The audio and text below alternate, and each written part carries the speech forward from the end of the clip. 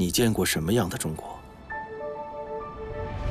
是960万平方公里的辽阔，还是300万平方公里的澎湃？是四季轮转的天地，还是冰与火演奏的乐章？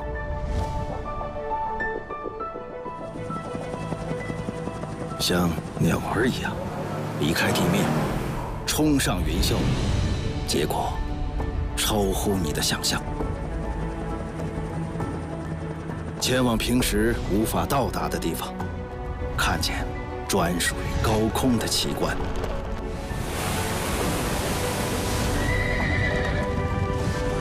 俯瞰这片朝夕相处的大地，再熟悉的景象，也变了一副模样。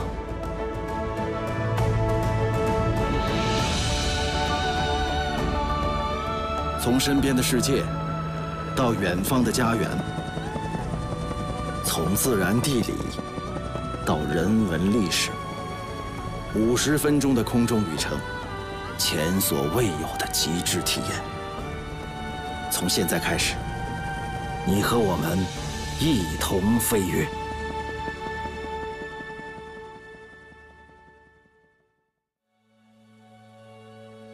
山西省位于中国华北地区，山区面积占全省80%。太行山和黄河塑造了它的自然边界，汾河和它的支流冲出一连串盆地，这里是中华文明的发源地之一。山西的旅程从太行山开始，在崖壁上与护陆宫相遇，顺着峡谷流水去看连绵峰墙。山中村落藏着收获，也藏着狂欢。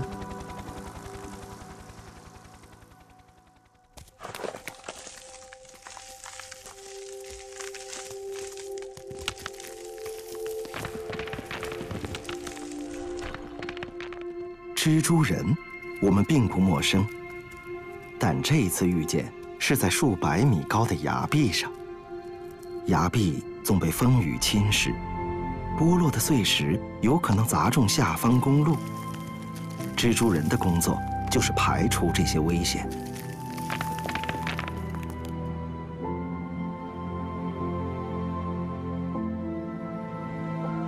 每到此时，往来的汽车都会停在远处，等待这项工作结束。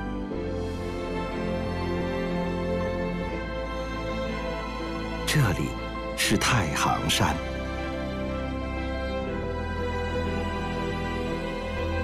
太行山以西就是山西。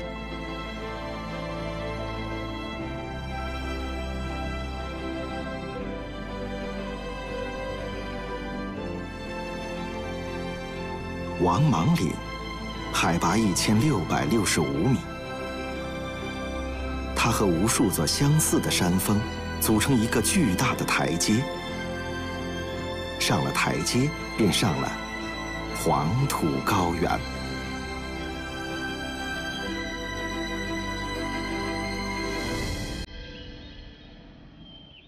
低头向下，看到太行山独一无二的景观。这种地貌叫做峰墙。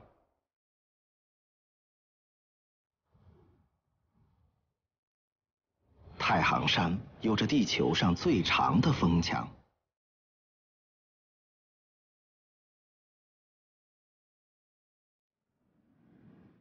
这很难得，因为峰墙总是很容易垮塌。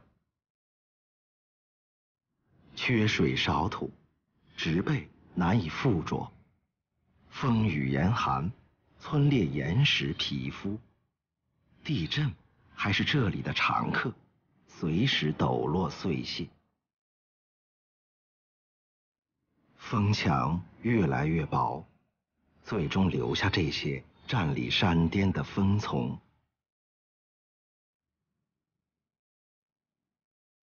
不过，总有一天，峰丛也会倒下，新的风墙显露出来。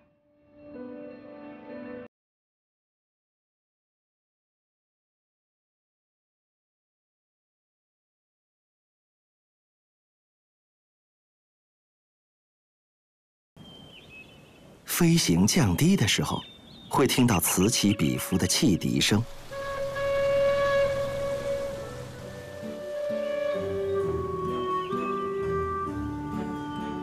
因为在这里，每一个转弯都接近直角，看不清迎面来的是谁，只能用声音提醒对方。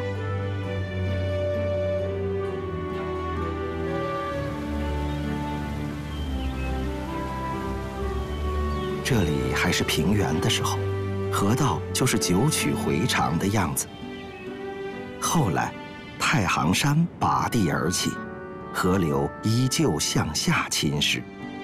18亿年，形成了这1000多米的高差。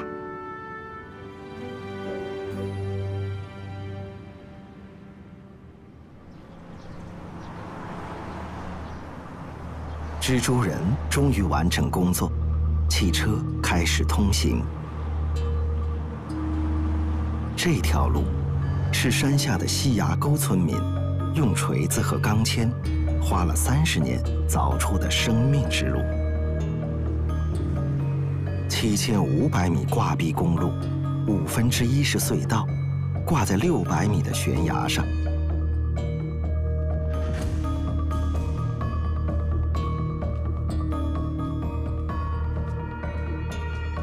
蜘蛛人就是当年修路人的后代，父辈修路，后人护路。今天，人们通过科技可以做很多事情，但面对大山，却必须顺着他的脾气。在从前，古人去往山那边，先要找到进山的门。行，是指山脉天然中断的地方，它就是太行山的门。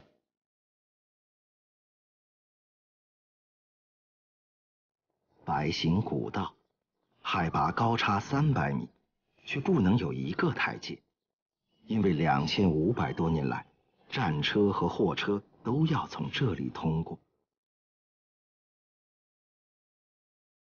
仰望高山，古人设计出了72道拐，让车辆迂回行驶。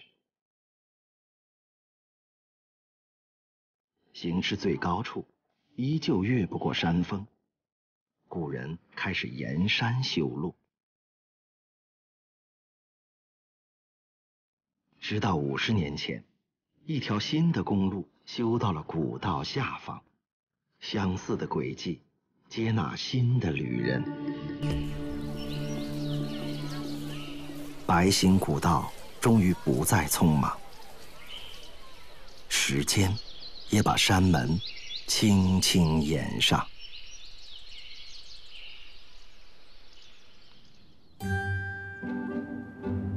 有人想着走出去，有人却一心留下来。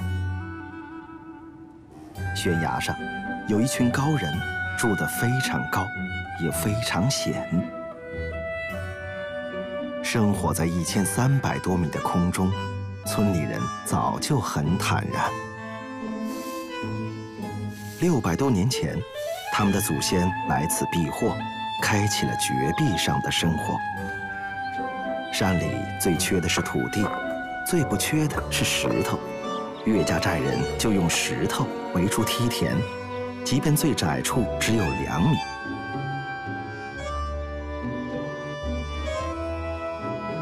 600多年，梯田修了2000级。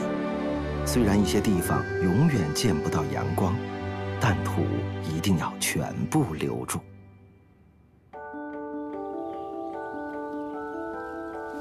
柿子熟了，村里人用开叉的长杆卡住枝条，随手一转，丰收应力而落。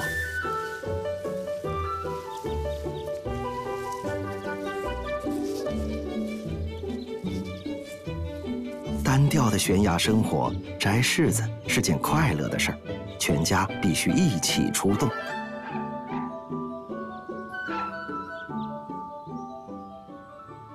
太行山中近100个传统村落，就这样日出而作，日落而息。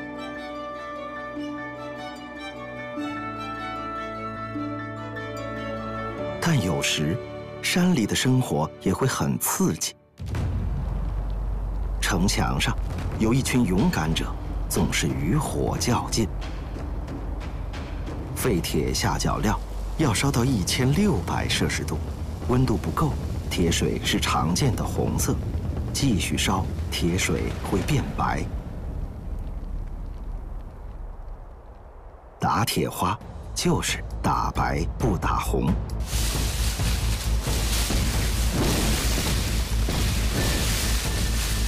用尽全力，铁水在9米的城墙外绽放，4秒后冷却成铁屑，刚刚抵达水面。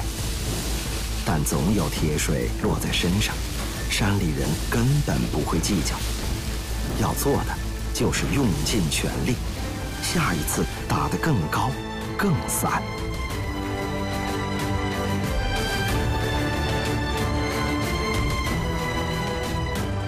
千百年来，每到正月15，泽州人总是这样狂欢，庆祝上一年的丰收，为新一年舞一场炽热的序曲。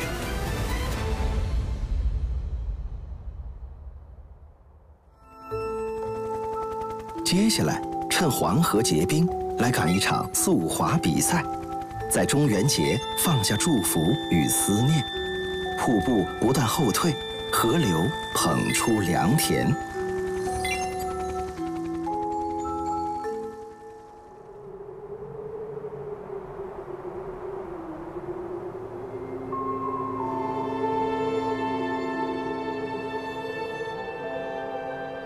这段黄河是山西和内蒙古的界河。大寒袭来时，河水隐藏到了冰下。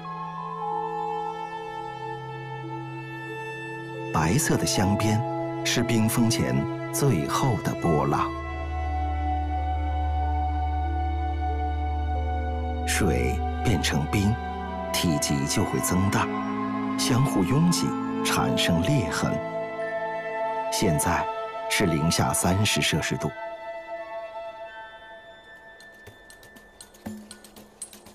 但此刻，一些人正准备狂欢。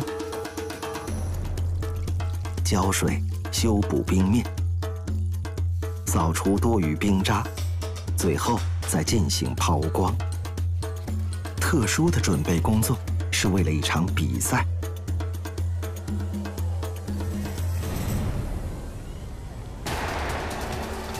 发令枪响，运动员像往常一样抓地、发力，保持速度，谨慎过弯。200多位选手来自全国不同地方，但是成绩却不是他们唯一的目标，因为在黄河上竞赛，对于很多人都是第一次。第一次在黄河之上，天地之间，自在滑行。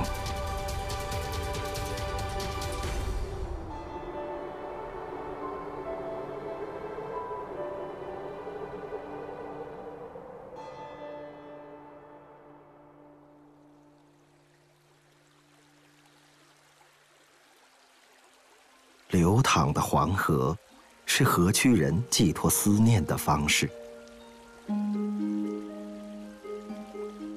农历7月15，人们会在河面上放下点点河灯。500多年前，去往北方的行船就从这里出发。但是旅途并非一帆风顺，河灯就是纪念那些在路上逝去的人。今天，人们依旧在用这种方式怀念他们的亲人。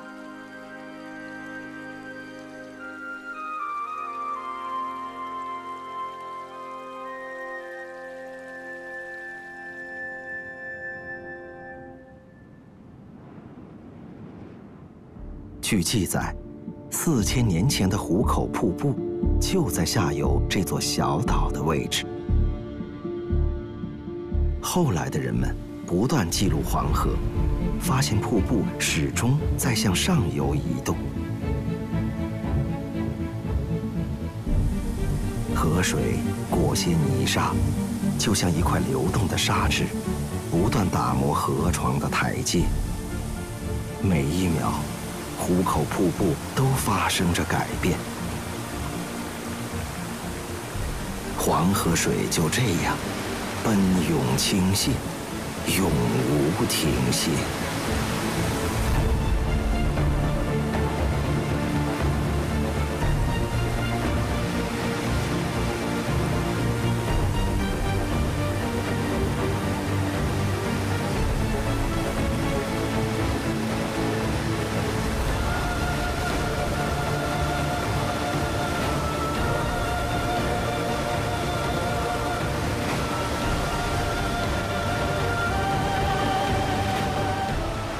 每年，数百万游客来到这里，为了感受它的壮美，也为了这场相遇。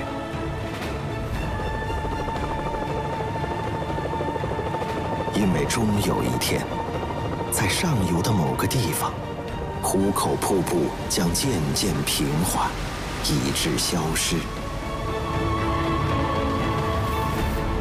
结束它的旅程。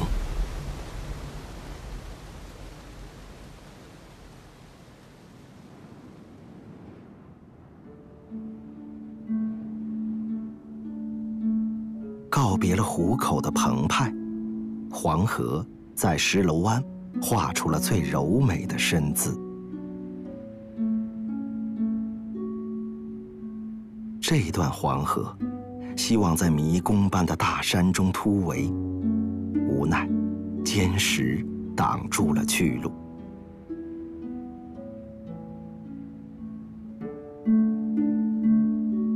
石楼湾从入口到出口，直线距离其实只有700米，但在这里却多走出8000米，无意中完成了黄河上弧度最大的弯。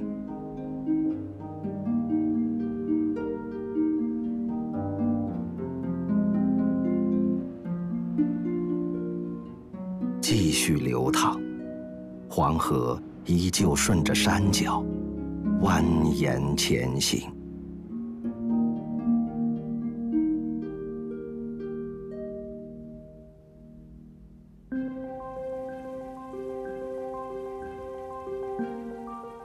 终于，黄河告别了黄土高原，开始在低平的大地上肆意流淌。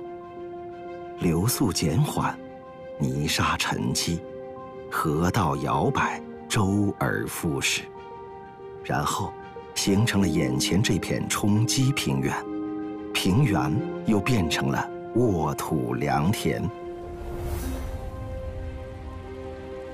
在它与汾河交汇的地方，是不断重建的后土祠。2000多年来，历代帝王无数次在这里祭祀河流与土地，但泛滥的黄河水也一次次冲毁后土祠。于是，每一次冲毁，就会有一次重建。这是人对黄河的执念，也是对黄河的感恩。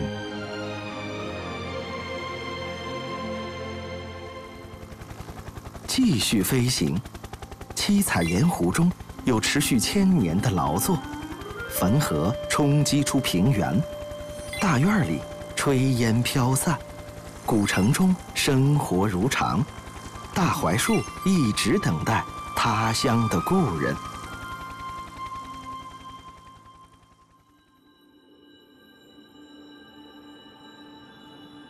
盐度高时，杜氏盐枣呈现出红色，这是一种只在盐水中生长的藻类。水塘之外，盐度低，杜氏盐枣维持着原本的绿色。颜色不同源自晒盐的时间不同。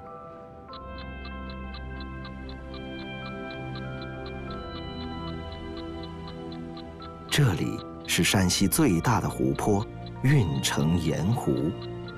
不同形状的盐池，是不同时间、不同的人采盐留下的证据。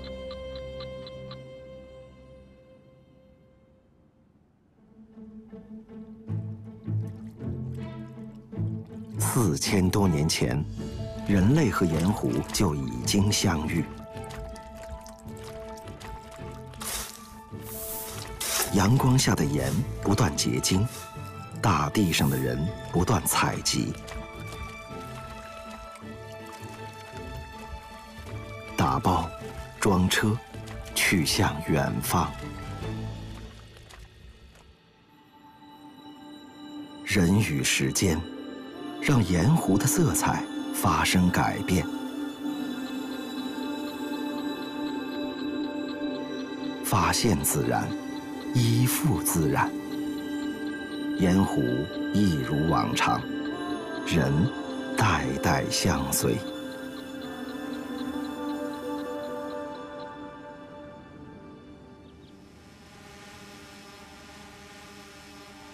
在北方人心中，每一个烟囱底下都有一个热炕头。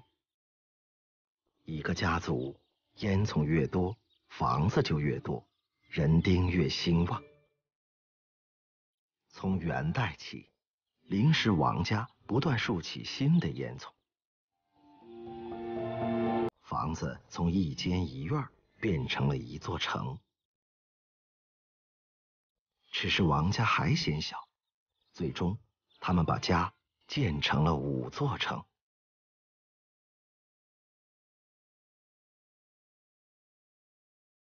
123个院落，1118间房，游客要花上一整天都不见得全部走完。关上大门，今天的游览就此结束。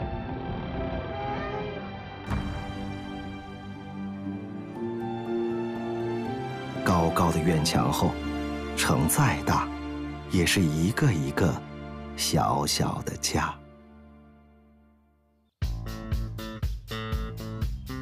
不远处，一座古城在晨曦中苏醒。清晨，城里的人去上班，给电瓶车充1次电就能骑2礼拜，因为路程短，一拐弯单位就到了。叔叔和阿姨跳舞的广场在古老的城墙下。城墙里节奏加快，孩子们的课间操在城市里也流行。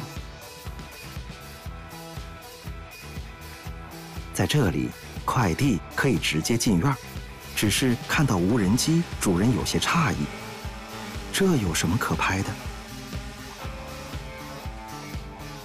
古城没有固定的红绿灯，1名交警1辆警车就能维持全城交通。这里是平遥。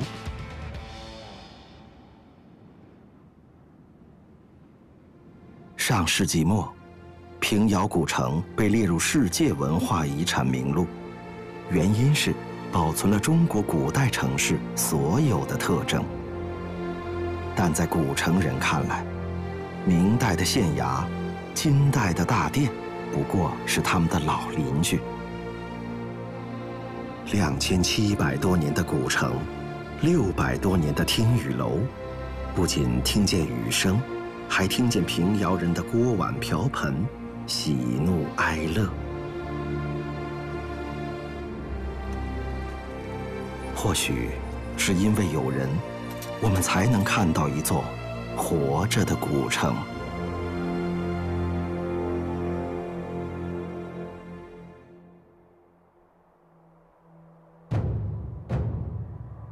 告别古城，人的祝福被带进山里。这里的许愿很特别，人们把祈福的铃铛挂上悬崖，不仅听得见、看得见，还利用山体的内凹，让铃铛免受风雨。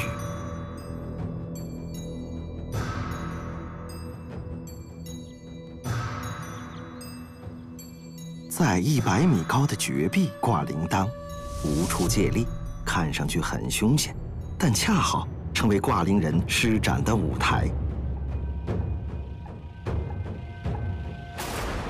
蓄力，蹬，借助腿部力量，奋力把自己推得更远。山体不断内凹，舞台不断变大，摆动到达极限。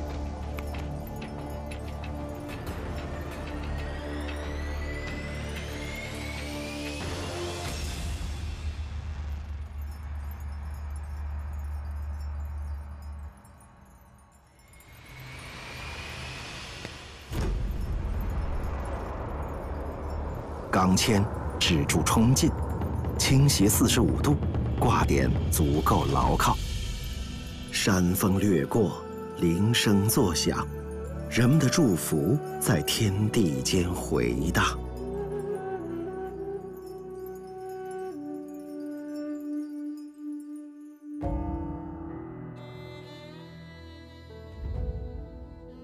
有祈福，还有祭祖。相传明代初年，很多北方人告别故土，迁徙异乡，出发时的集合点就是大槐树。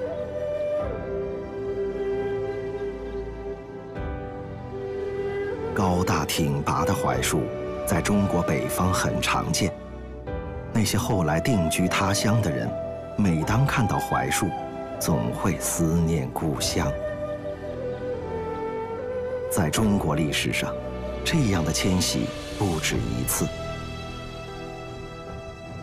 路途或许伴随着艰辛，但如今，他们的子孙遍布世界各个角落。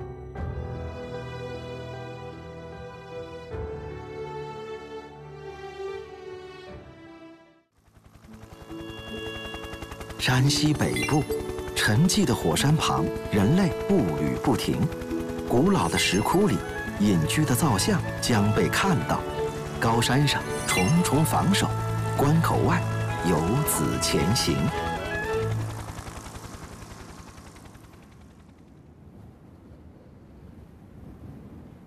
大同盆地位于山西的最北边。数万年间，水的力量在这里重新塑造大地。这种改变从未停止，直到今天，在一些地方，人们还能看到正在发生的过程。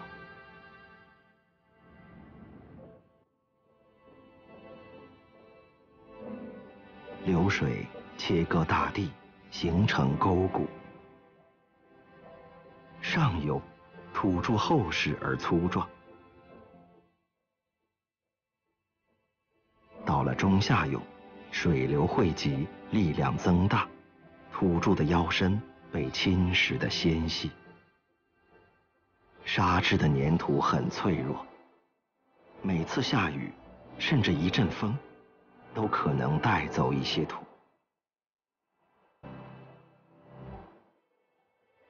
这片专属于地平线以下的景观，从来没有固定的样子。下一次看见它，又会是另一种风景。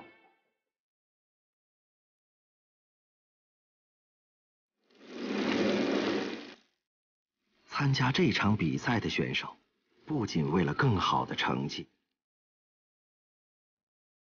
路过30多座火山，也是吸引他们来到这里的原因。大约在74万年前，这些火山开始喷发，持续喷发了60多万年后，力量耗尽，彻底变成了死火山。对于大同人来说，火山是生活里熟悉的邻居，人们在火山口上定居，人们在火山锥上建造烽火台，人们在火山口种树。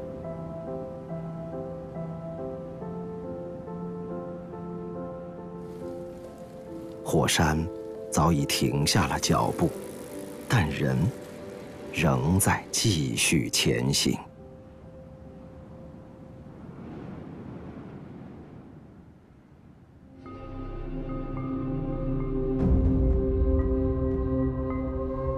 北魏时期，五洲山上开始出现石窟。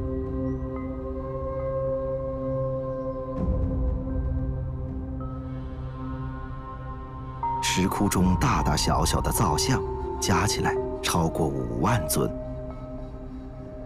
在这件袈裟上，或许就占了1000多尊。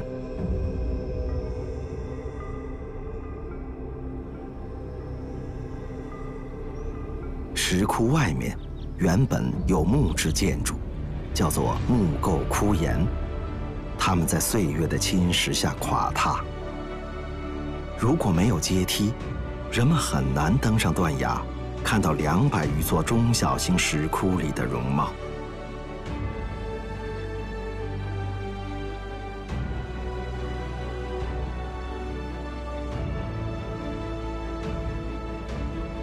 终于，飞行让我们和他们再次相遇。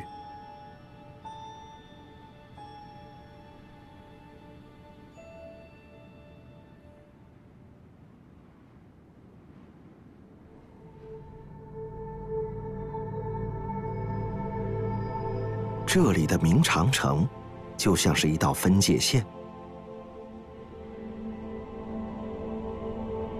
长城之外是辽阔草原，另一侧是沃土良田。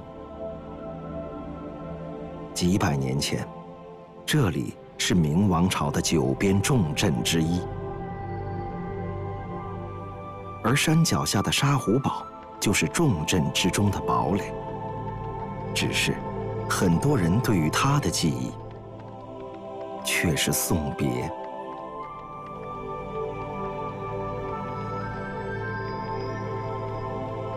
驴性情温顺，吃苦耐劳，是远行的好伙伴。走出关口，离开家乡，去往塞外。明清时期的人们将那次冒险旅程叫走西口。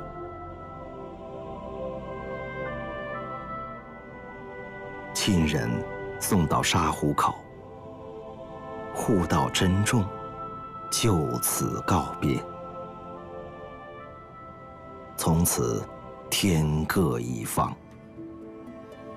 直到今天，内蒙古很多人的口音还与山西相同。400多年过去，乡音未曾改变。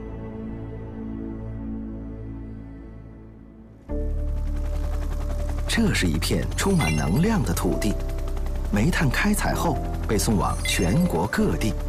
2只会发电的熊猫在向我们招手。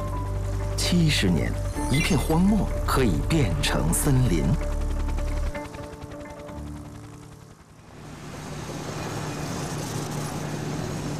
这辆装满炸药的车要去执行一项特殊任务。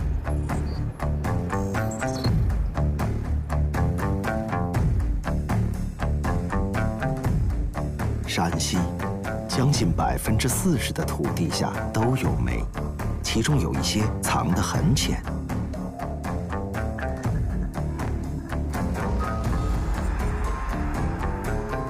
只有胆大心细的人才能指挥炸药的埋放。15米深孔，要装进500斤炸药，眼前200个孔，炸药车不到半天就能完成。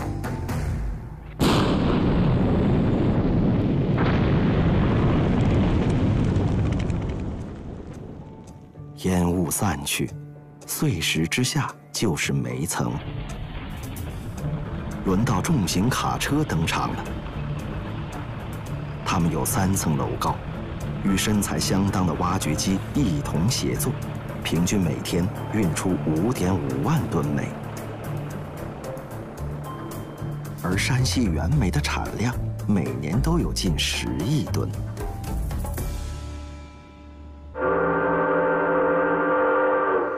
每天，列车都如约而至，煤是唯一的乘客。这些巨大的管道藏着7道环保工序，煤在此被去除杂质，最后淋上抑尘剂，粘结微粒粉尘。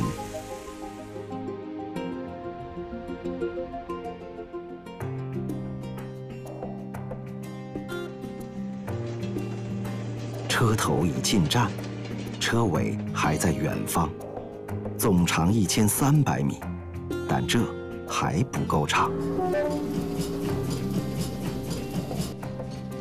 为保证效率，人们将2列这么长的车首尾相连，拼接成运煤专列。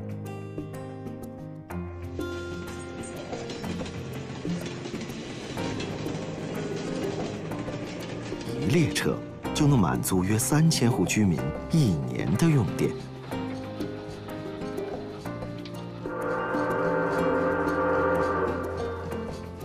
平均每天有80多列车从这里去往全国各地，就像一场接力赛，煤炭的温暖和动力正在交接给更新的能源。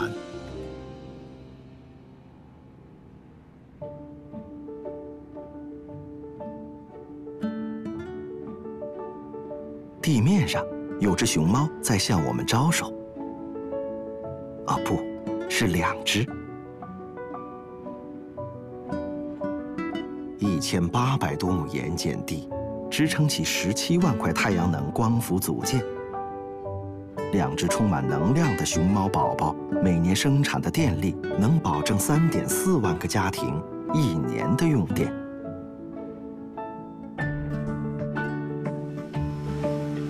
看熊猫的时候，我们还遇见一个同行，他是这里的管家。借助热成像技术，无人机能迅速找到停工的太阳能板，及时检修，保证电站运行。未来，这里还会再建一对熊猫爸爸和妈妈，一家人最重要的就是齐齐整整。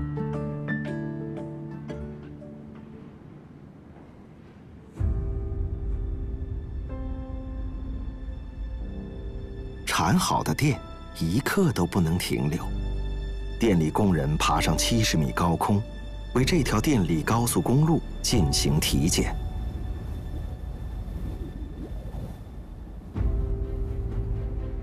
蹲得太低，以至于看上去似乎是在爬行。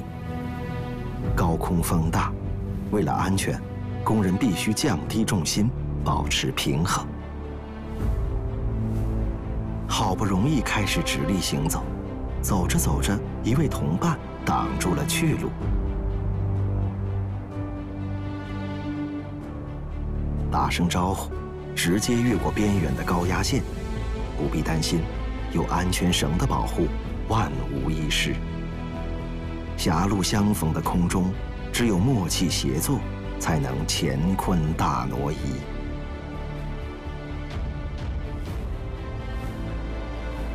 每年，这里都会进行一次综合检修，这是地面上无法完成的工作，只有亲自走过，才能发现最细微的隐患。平均每人每次要在高空行走8000米，最多时有超过100人同时在天空穿行。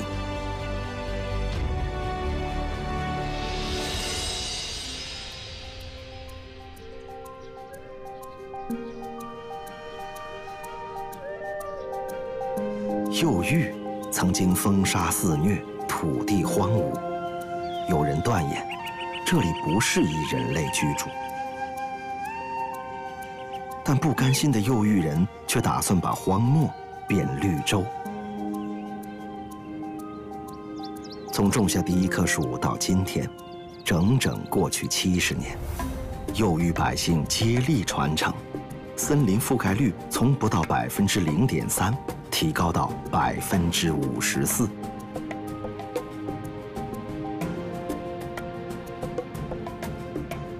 为了记住历史，又豫人特意留下一处荒坡，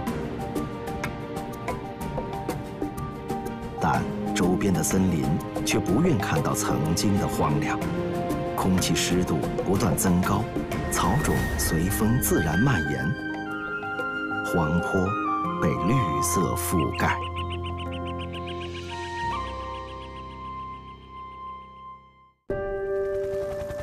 最后的旅程，我们去探访过去与未来。超级木塔是麻燕的乐园，寺庙悬在空中，大唐藏在山里，太原正经历新生。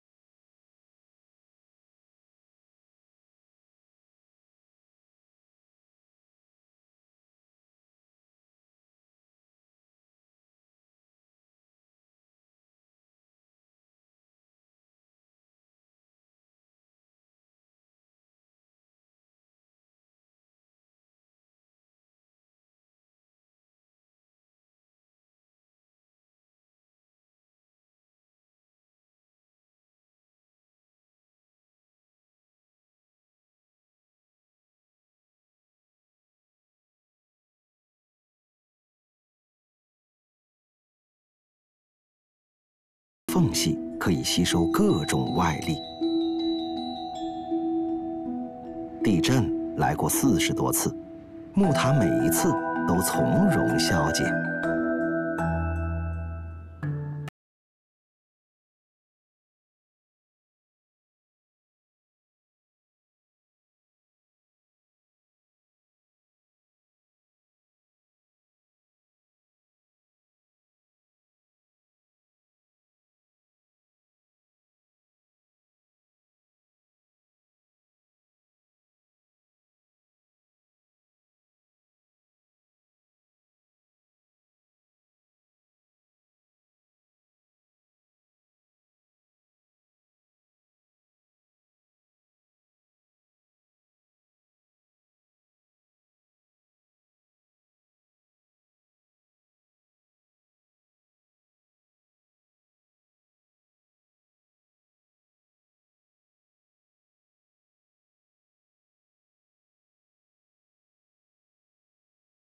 41间房舍。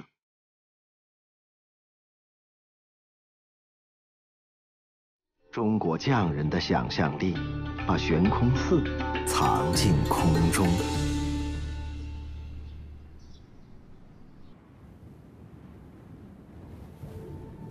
建筑在每一个细节里都藏着大唐气象。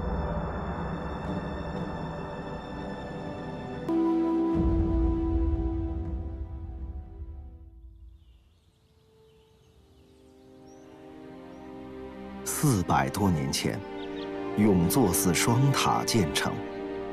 在大地上眺望了300多年后，双塔看到一些模样相似的朋友，只不过他们身材圆润，没棱角。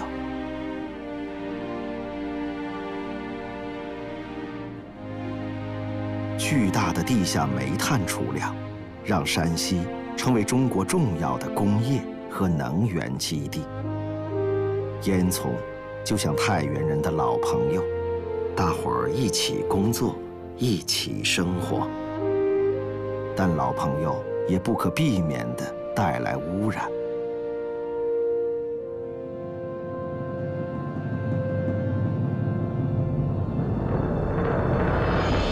终于，太原人开启了自己的重生之路。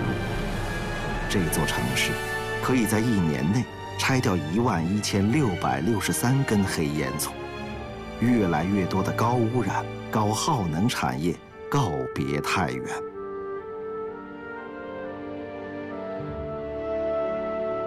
与此同时，一度断流的汾河，经过治理，恢复了过往的清澈。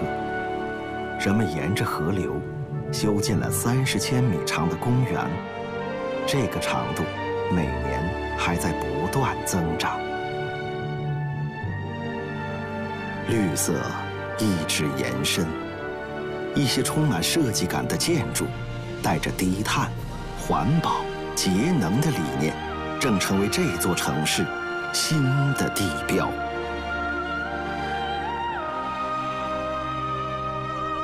表里山河，古人用这句话形容山西。这片山河，有太行山的雄壮，黄河水的奔腾，黄土高原的厚重，有中国最多的古建筑。今天，古老的土地还为现代中国源源不断地提供着能源和动力。